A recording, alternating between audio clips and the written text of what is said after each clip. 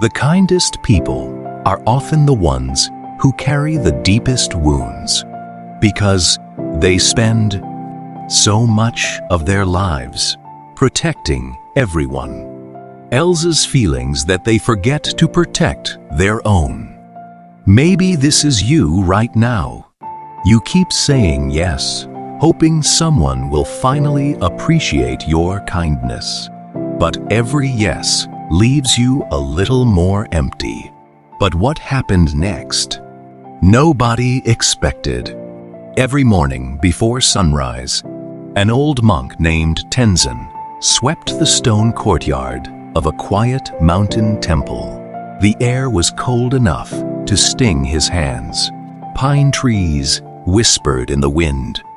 The smell of wet earth rose after the night's rain. Birds greeted the first light, while distant temple bells echoed through the valley. His brown sandals were worn thin. His robe had been patched so many times that every stitch carried a memory. Around his wrist was an old wooden bead bracelet, polished smooth after decades of prayer. He never removed it. For 40 years, Tenzin had done the same thing. Wake before dawn, sweep the courtyard, boil tea, help visitors, listen more than he spoke. People traveled from distant cities because they believed the old monk had answers. And Tenzin never refused anyone. One cold morning, a young novice hurried toward him. "Master, breakfast is ready." Tenzin smiled gently. "I'll come after I finish helping our guests." An hour later, a merchant arrived. "My business is failing." Tenzin listened. Then a widow came. "I don't know how to raise my son alone." He listened again. Then a traveler. Then another. By sunset, his tea had gone cold. His meal sat untouched. That night, another monk quietly asked, "Master, when was the last time you rested?" Tenzin smiled. "There are people who need me." The younger monk lowered his eyes. "So do you." Tenzin laughed softly and changed the subject. Deep inside, however, those words stayed with him. Winter arrived. Snow covered the mountain paths. Visitors kept coming. One evening, Tenzin climbed the temple stairs, carrying buckets of water. Halfway up, his knees gave out. The buckets crashed against the stone. Water spilled across the frozen steps. For the first time in years, he couldn't stand. The younger monks rushed toward him. "Master, I'm fine," he whispered, but he wasn't.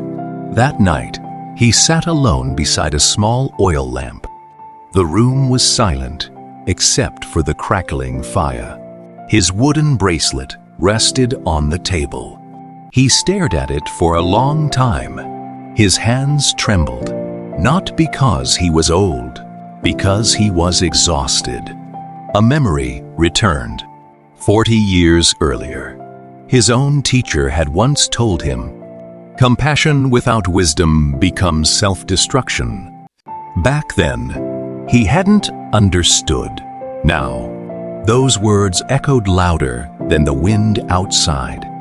For the first time, the old monk wondered if helping everyone had become another way of avoiding something. Avoiding himself. The next morning arrived with soft, golden light spreading across the mountains. Instead of opening the temple gates immediately, Tenzin sat quietly beneath an old cedar tree, just breathing, listening, nothing more. A traveler knocked loudly. Another monk approached. "Master, someone wishes to see you." Tenzin smiled. "Please offer him tea, and if he asks for you, Tell him I'll meet him after sunrise." The younger monk looked surprised. "But you've never made anyone wait." Tenzin looked toward the rising sun. Then he answered softly, "Today, I begin." The traveler waited. Nothing terrible happened. When they finally met, the man smiled. "I enjoyed watching the sunrise while I waited." Tenzin smiled back. "So did I." Days passed. The old monk created one quiet hour every morning. No visitors, no conversations, just silence. He walked through the forest, fed birds, repaired his sandals, drank warm tea before it became cold. Slowly, his breathing changed. His eyes looked brighter. The younger monks noticed. One evening, a child visiting the temple handed him a fresh string of wooden prayer beads. "My grandfather said these belonged to someone kind." Tenzin looked at the child. "I already have one." The child smiled. "Then keep these for someone who forgets to be kind to themselves." The old monk held the beads tightly. He didn't speak. He simply bowed. Sometimes, kindness arises from unexpected hands. There is an old saying, "A single hour protected each day becomes more than 15 full days every year." Tenzin finally understood the value of that quiet hour. Spring brought larger crowds. Word spread that the old monk had become difficult to meet. Some visitors became angry. "I walked 2 days to see you. You've changed. You used to help everyone." Each complaint pierced him. His old habit returned. "Maybe they're right. Maybe I'm becoming selfish." One afternoon, he counseled his quiet hour. Then another.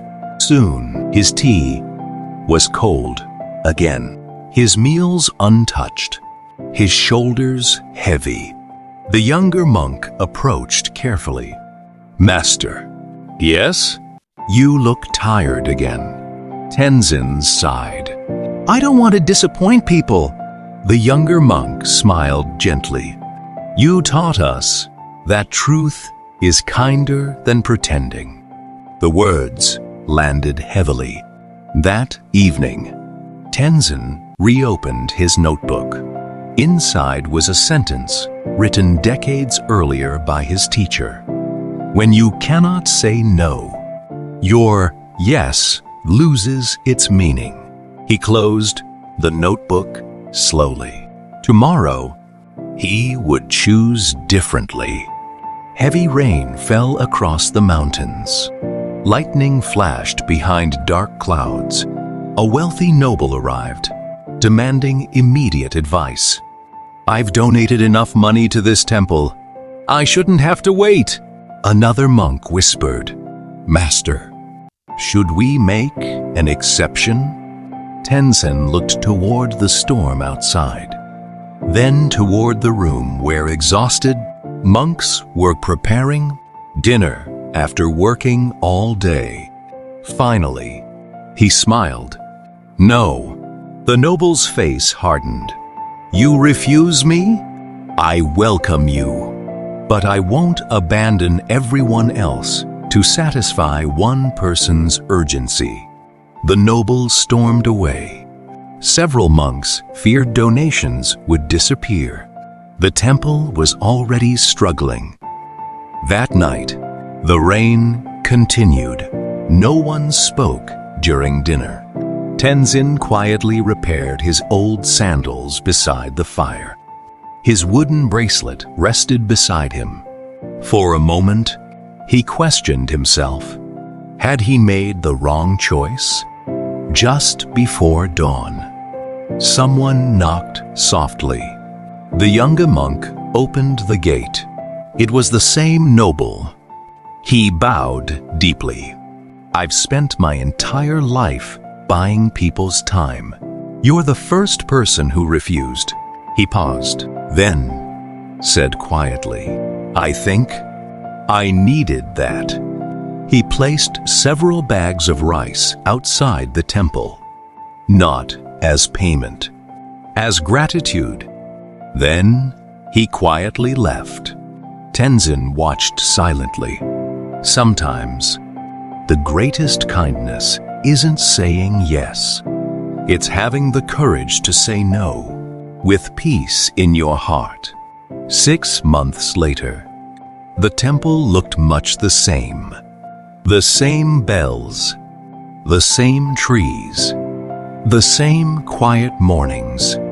But one thing had changed. Every sunrise belonged to silence. Before service, the old monk walked with steadier steps. His smile came more easily. His body was stronger. His kindness hadn't become smaller. It had become honest. Before helping someone else today, protect 1 hour for your own mind, your own body, or your own peace.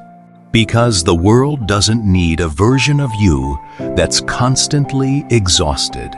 It needs the version of you that is whole. Tell us in the comments, what's one thing you need to start saying no to